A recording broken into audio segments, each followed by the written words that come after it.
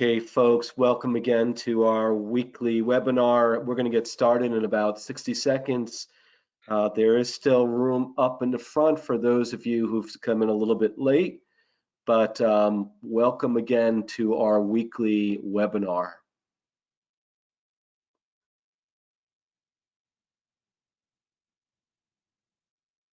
So it is May 14th, 2020, a day that will go down in history. This is the date in which the SBA has told people to return any funds that they don't think they should keep for the PPP loan. And it's also a beautiful day. It's in the 60s.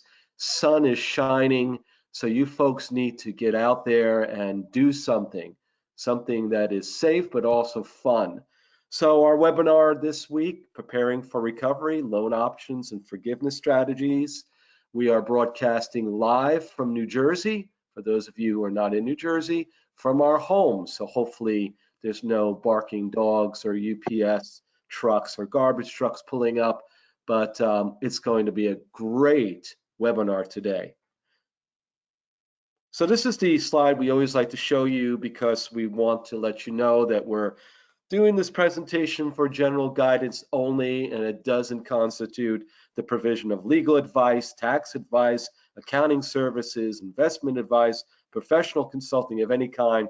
Consult your professional advisor with all the pertinent facts relevant to your particular situation. But we still got a lot of good things to share with you today. Real excited because yesterday at noon, the SBA kept their word and came out with FAQ 46. And those of you who received the under $2 million will be happy to hear about that. And those who've received under $2 million and returned it will be unhappy. So we'll be talking about that, as well as the HEROES Act, which is new. Also, some other additional revisions to the certification requirements, some of which we covered in the past, but in particular, number 46. We're going to go over loan forgiveness and what we know and what we don't know. And then we're going to have a pretty lively open discussion about some other things related to these topics. This is your lovely panel. You can see that we've stayed dressed in the same clothes every week. Well, actually not. These are our photographs. We all probably are not dressed like this. Myself, Todd Polinak, my partner Josh, and Stephen, who will be speaking about different topics. Now I want to kick it off with the hero of heroes.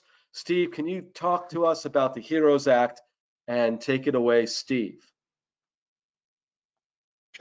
Thank you, Todd. I hope everyone is doing well today on this fine Thursday. I'm going to be speaking to you about the recently released Health and Economic Recovery Omnibus Emergency Solutions Act, dubbed the HEROES Act.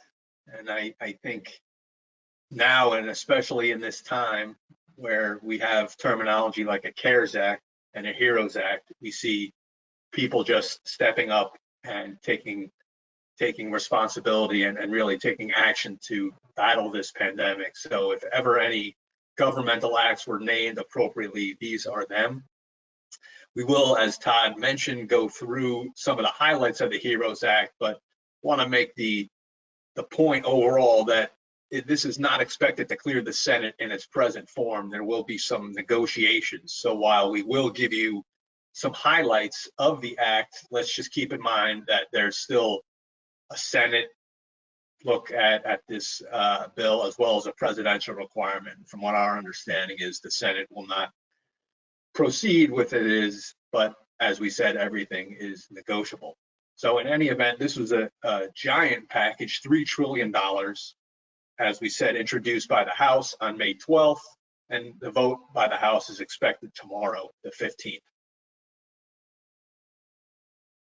So here are some of the provisions that are in the HEROES Act as it's currently written. It's a 1,815-page document as it's currently written right now, but as we said, we'll see where it stands when it's finished.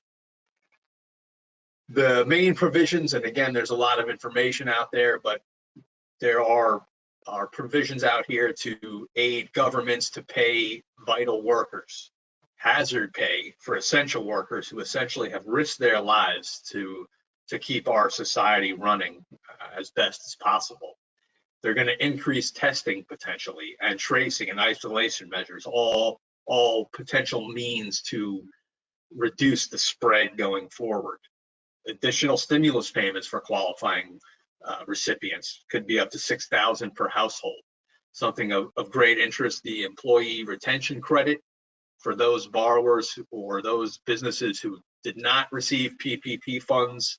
The employee payroll credit, the employee retention credit has been enhanced significantly as it's written now, but we'll see what happens. Worker safety, obviously something that's very important and something near and dear to those of us that are tax professionals, a potential suspension of the $10,000 cap on state and local tax deduction for federal purposes for this year and next year. And again, we'll see. This has been a strong sticking point of the Democrats, but we'll see where this finally ends up.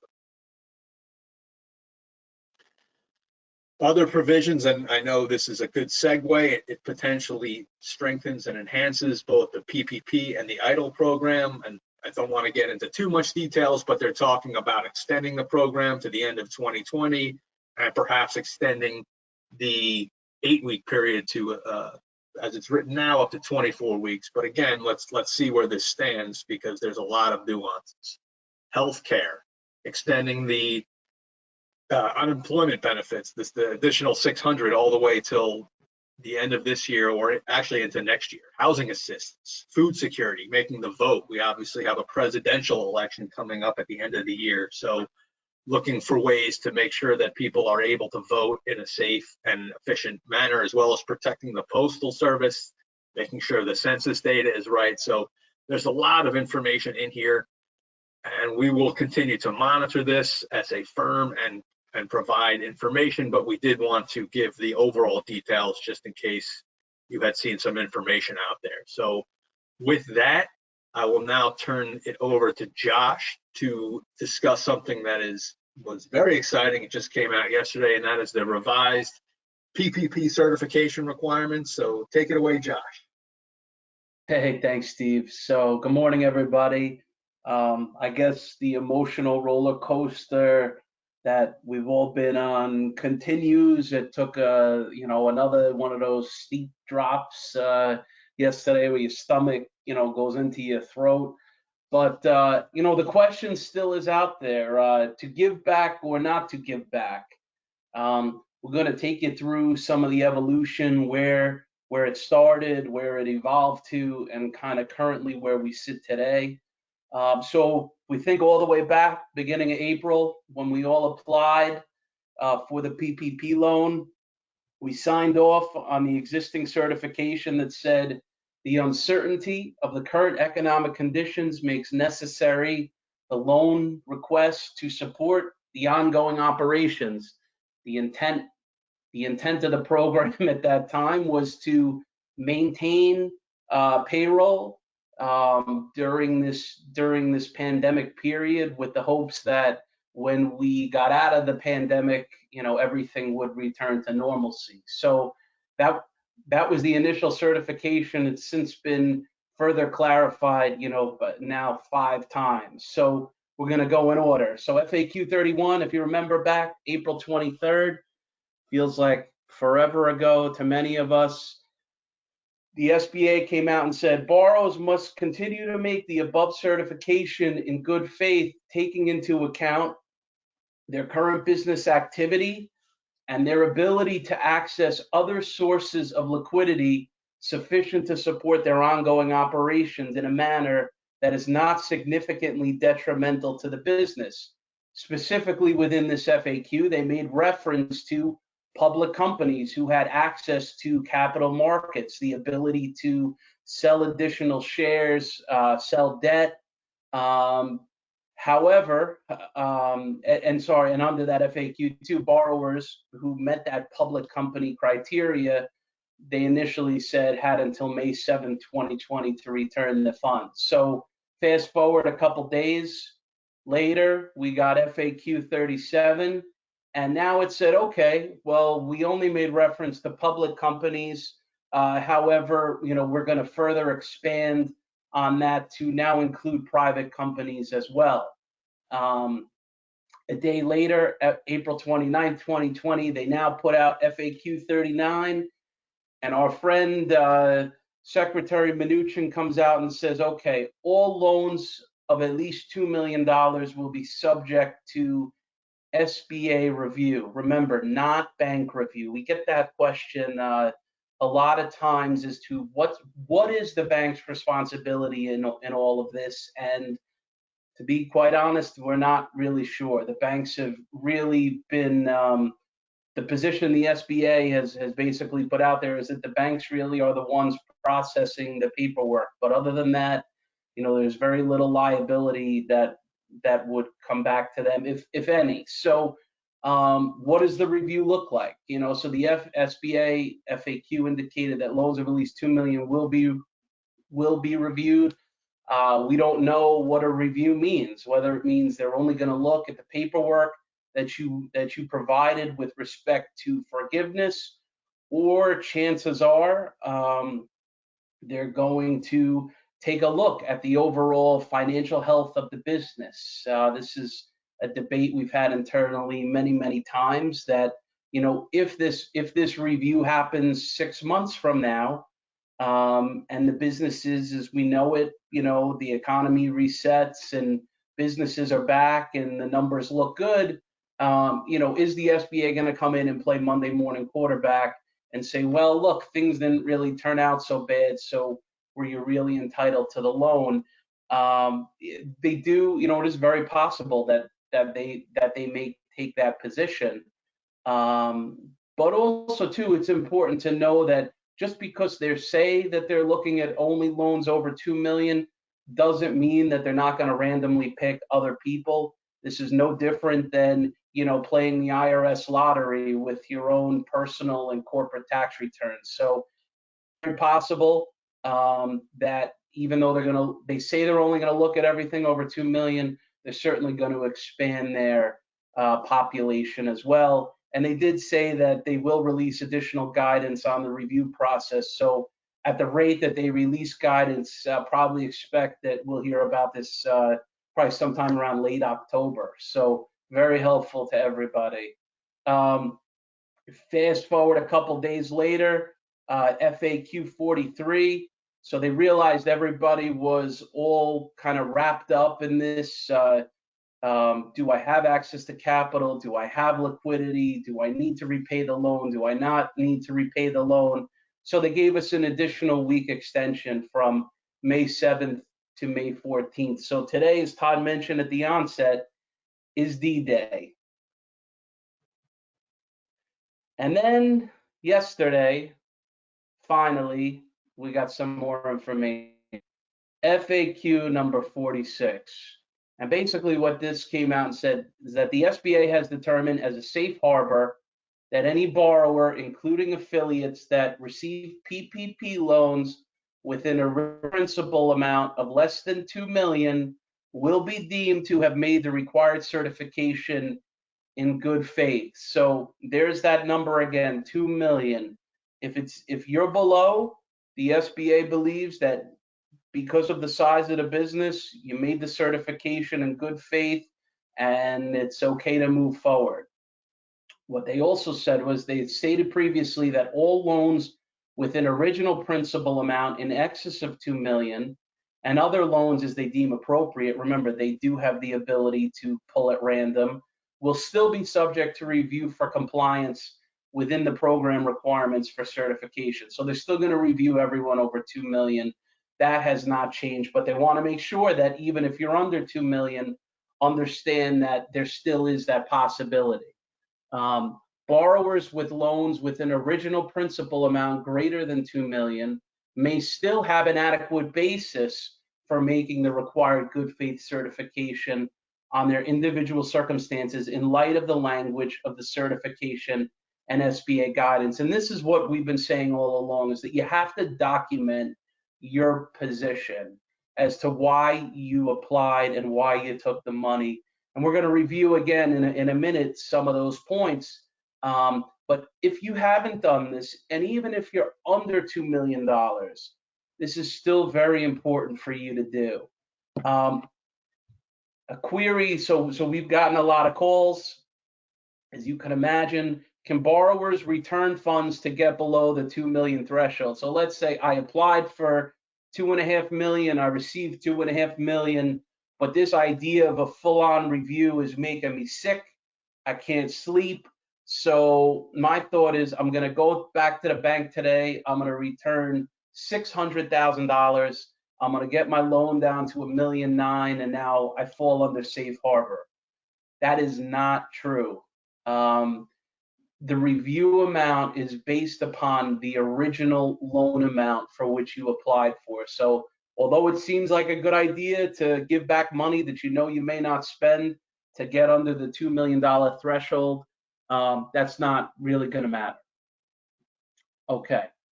So it also says that if the SBA determines that a borrower lacked an adequate basis for the required certification, the SBA will seek repayment of the PPP loan balance, and the loan will not be eligible for forgiveness.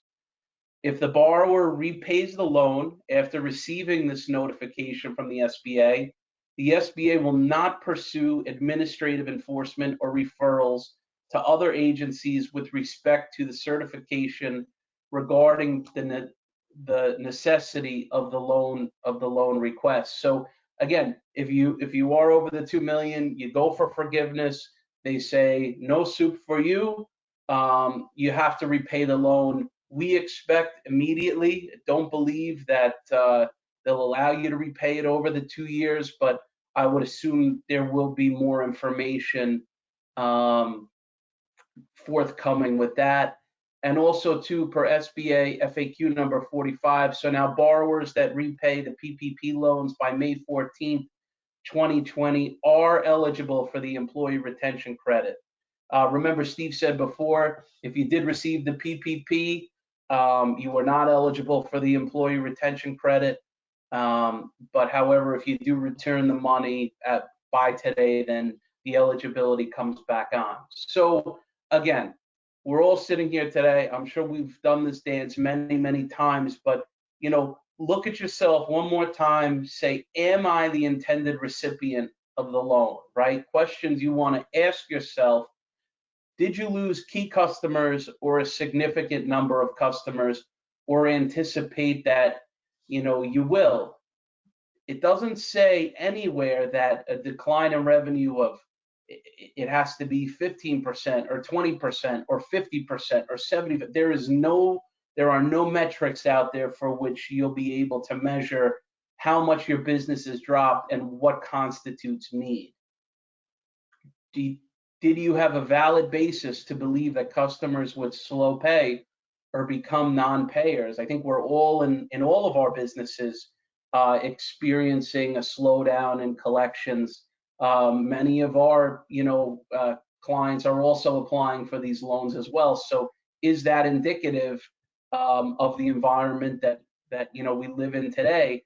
And did you lack access to financial resources to be able to withstand a decline in revenue?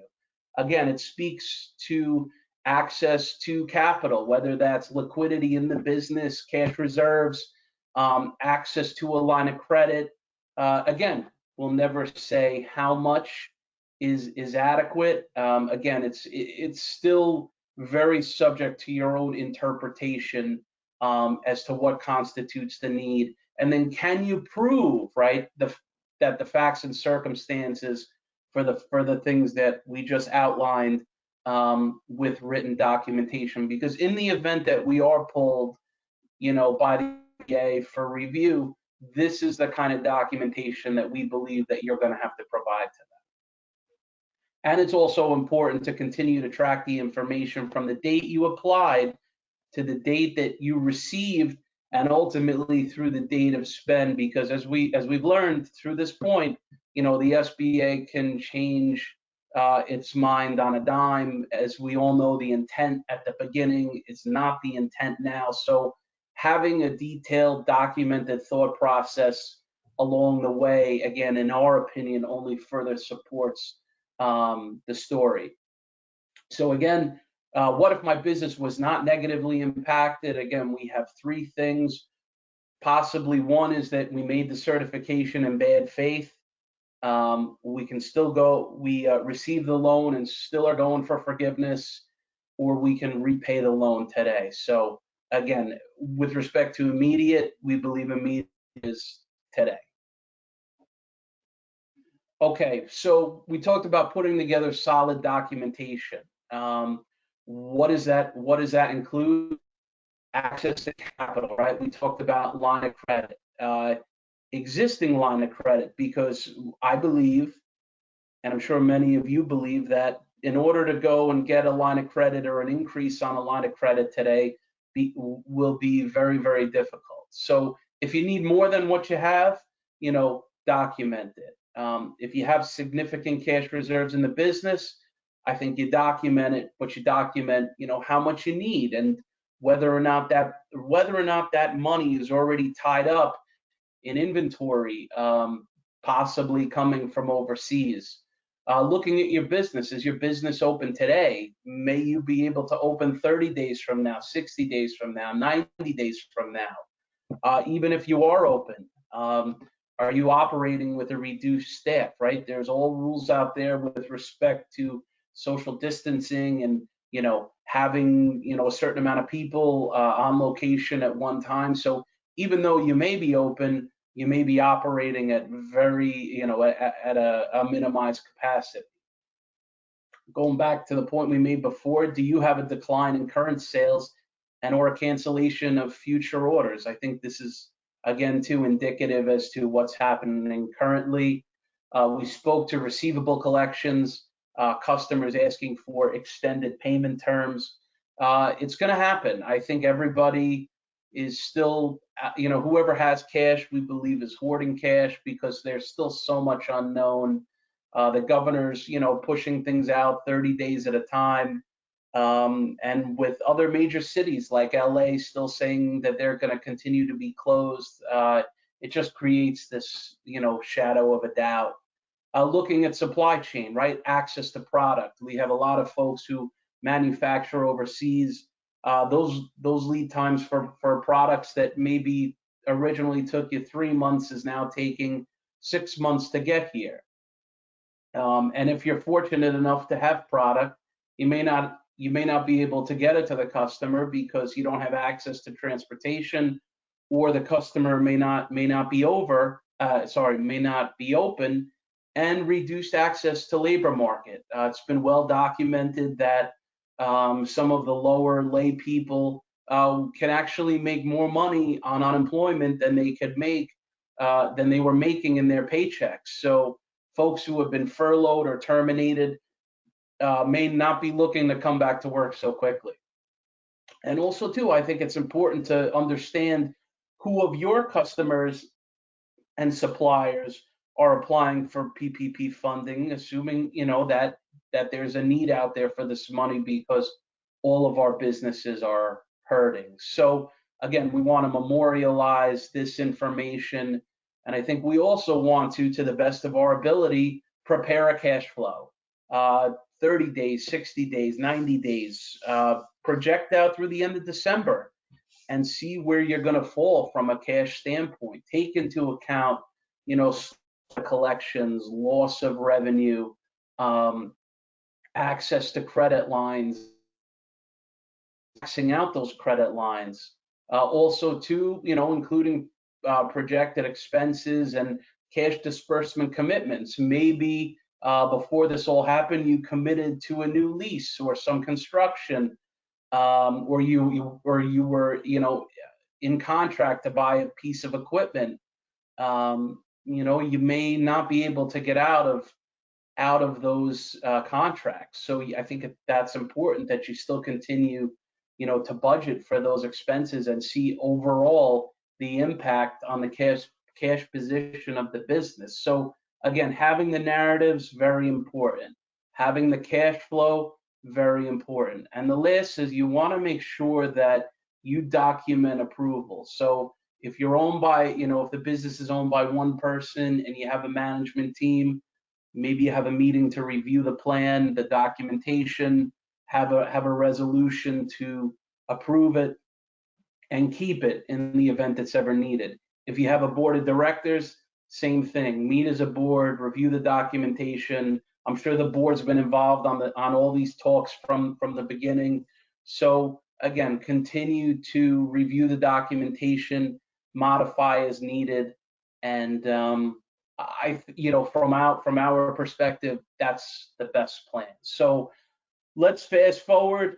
We're fortunate enough, we got the money, we're keeping the money, we're going to spend the money, we're going to go for forgiveness. Todd, I'm going to pass the baton to you and let you talk through loan forgiveness. Thank you, Josh. Forgiveness, how sweet it is. So let's talk about loan forgiveness. So again, we start out with this very familiar set of a recap to tell you once again that the SBA still needs to come out with additional guidance. I know some folks are 3 weeks in and soon to be 4 weeks in, some of you who got the money early. So when will that forgiveness guidance come? Hopefully soon. But let's walk through the steps because it doesn't hurt to go through it again. First, you're going to start with eligible costs that are forgivable spent in the 8-week period. That's payroll cost must be at least 75% of the forgivable loan amount, and certain non-payroll costs that are capped at 25% of the forgivable loan amount, which includes interest on mortgage obligations, rent, and utilities. That's step one. Step two, you're going to apply a formula that considers workforce reduction. We're talking about headcount here.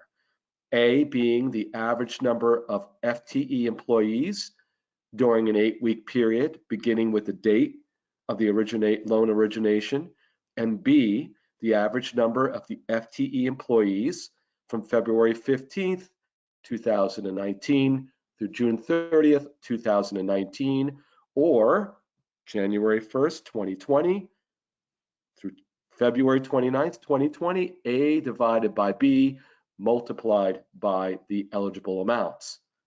And again, still need to have more information. There's some things that are unclear, but let's keep going through step three. Decrease amount by certain employees whose wages were reduced during the 8-week period by an excess of 25% compared with the most recent full quarter during which the employee was employed prior to commencement of the date. Keep in mind the $100,000 limit. And step four, for the period from February 15th, 2020 through April 26, 2020, where there was a decrease in the number of FTE employees or wages, you restore the FTE employee count or the wages by June 30th, 2020 to the pre-February 15th, 2020 status. You get a reprieval for that. Okay, so here are the questions still unanswered. Now, folks, please be careful because there's stuff out there on the internet, believe it or not, that's not true. So Google is not God. So let's talk about some questions that are still unclear that we need some further guidance from the SBA. Will the 8-week period be extended? Question mark. Are the costs for the 8-week period to be determined on a cash basis or an accrual basis? At least 75% of the loan proceeds shall be used for payroll costs. That's what it says. Well, what happens if I spend less? Should full year bonuses and or year-end profit sharing contributions be included in the forgiveness calculation?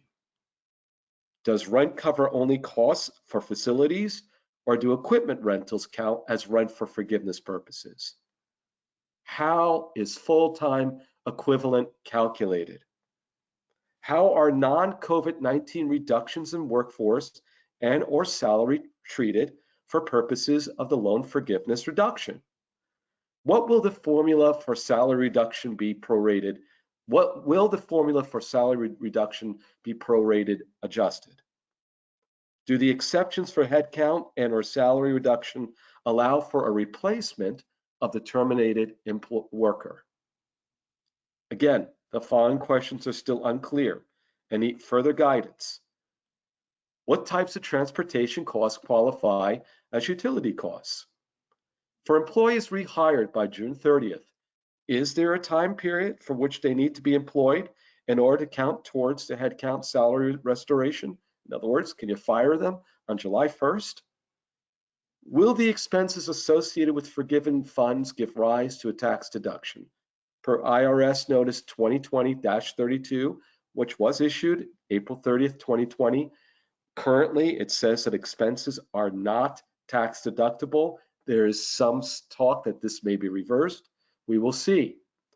Will the forgiven funds be tax exempt for state tax purposes?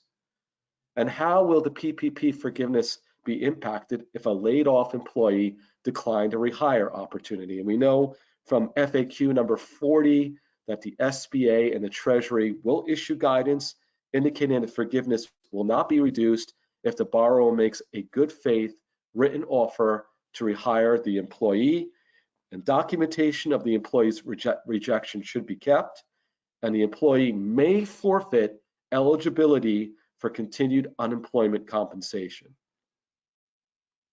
So now, Josh, I'm turning it back over to you for a vibrant, open discussion on this wonderful roller coaster that we call PPP. Take it away.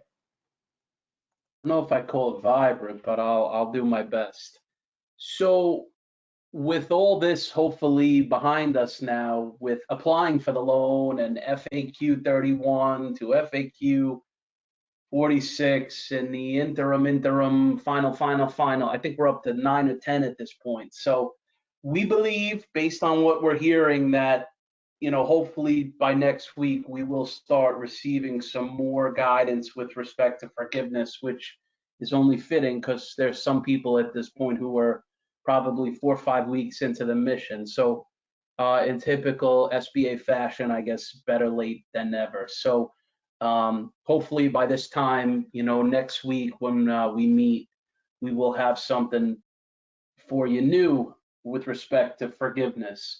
Also, too, just want to reiterate for our nonprofit friends out there, if you receive the PPP loan, it's been said that the PPP loan is not subject to uniform guidance.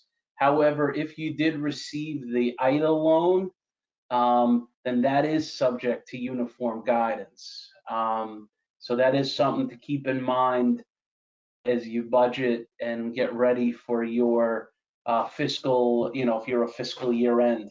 The other thing too, and we've been reading a lot of articles about this, is you're starting to see lawsuits pop up. Businesses are suing the SBA, as you can imagine. As they originally applied for the loan in early April, they only took the money because the goal was to spend it to keep people employed during this process. Now they've been required to, take a good look inside and see whether or not they meet the criteria for economic uncertainty. And they're saying, well, if we didn't receive this money, we would have terminated these people. So now that's the only reason why we took it. So now if you're telling us we shouldn't have taken it and we paid for all these people, shame on you. So it's going to be interesting, I think, to see, and I think there'll be tremendous amounts of lawsuits that pop up, certainly, during this process and well after this process. But there are some, out there, and I'm sure there will be more. And just the last topic too, we've been getting some questions from people that actually were funded for more money than they applied for. And what do you do? And it's a great question. Certainly wonder, how that happens. I guess there's a tremendous amount of paperwork that was going through the banks, and it is possible that I guess that did happen. I think what we're telling people is first call the bank, make them aware that this is the case, segregate that money, and isn't to say you have to pay it back now, but certainly after the 8-week period, you're going to want to make sure that you pay that money back. But Also too, there is the ability to call the SBA, talk through your issue with them. Hopefully they can give you some guidance, but again, certainly when you speak to more problems of the program, that is definitely one of them. So if you are a person in that position, I'm sure you're struggling with what to do. Again, I think you segregate the money. Number one. Number two, you call the bank and make them aware of the problem. And three, if you have the ability to get on the SBA website, to call the SBA and bounce it off of them.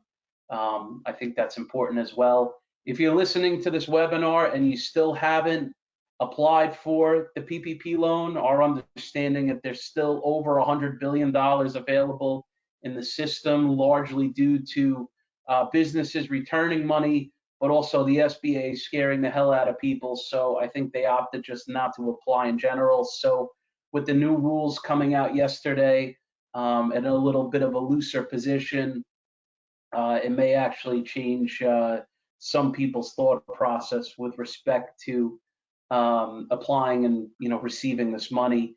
And the last thing too, we've gotten a lot of questions about the EIDL loans. People who applied a long time ago still have not received the money outside of the potential advance. Our understanding, based on what we're reading, is that if you are fortunate enough to receive the money at this point, it's being limited to $150,000. So, and again, that's just because of the sheer volume of application that went into the program. But I guess like anything else, it's a little bit of a wait and see. But don't expect that you're going to hit the lottery with the EIDL program, because it does sound like the advances are being limited. So keep that into consideration. With that being said, we want to thank everybody for joining us today and so far through this journey. I think this is the 10th webinar we've done to this point. So we thank you all for being loyal listeners. Reminder to keep those questions coming. Please email them in to covid19@sacsllp.com. All of this information is also available on our resource center. And we look forward to seeing everybody next Thursday at 10 a.m. Like I said, hopefully we'll have some new information with respect to loan forgiveness. With that being said, everybody stay safe, be healthy, and we'll see everybody 10 a.m. next week. Take care.